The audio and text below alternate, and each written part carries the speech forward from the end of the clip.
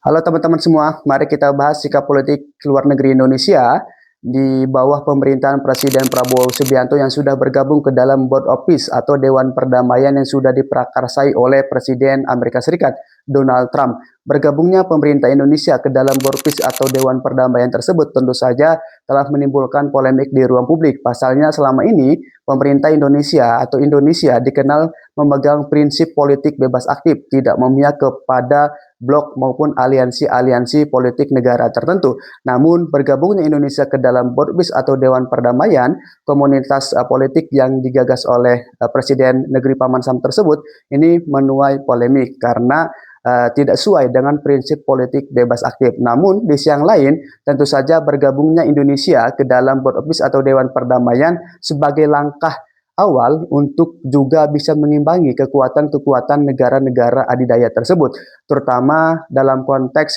Palestina.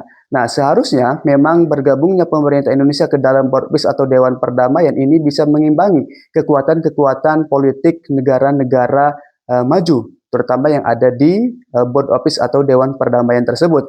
Jangan sampai bergabungnya pemerintah Indonesia ke dalam Board of Peace itu hanya sebatas untuk menjaga hubungan ekonomi atau hubungan bisnis semata, melainkan juga harus tetap memiliki prinsip untuk mendukung kemerdekaan Palestina.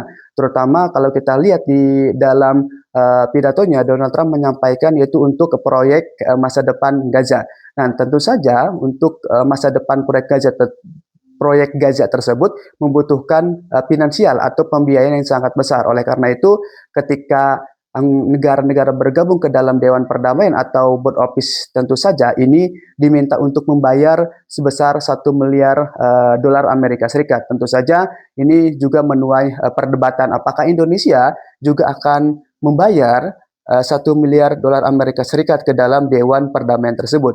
Nah, selain itu kita juga ketahui bahwa selama ini negara-negara di dunia memiliki komunitas besar, yaitu yang disebut sebagai PBB, Perserikatan Bangsa-Bangsa.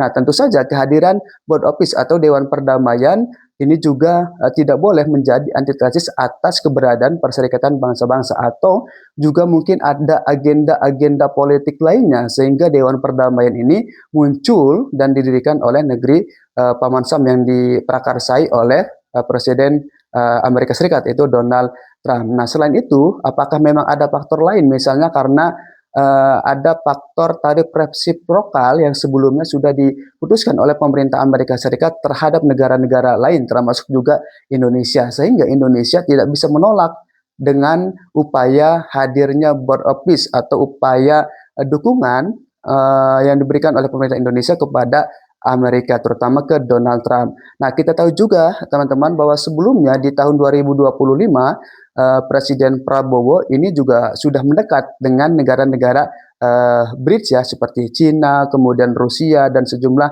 negara lainnya.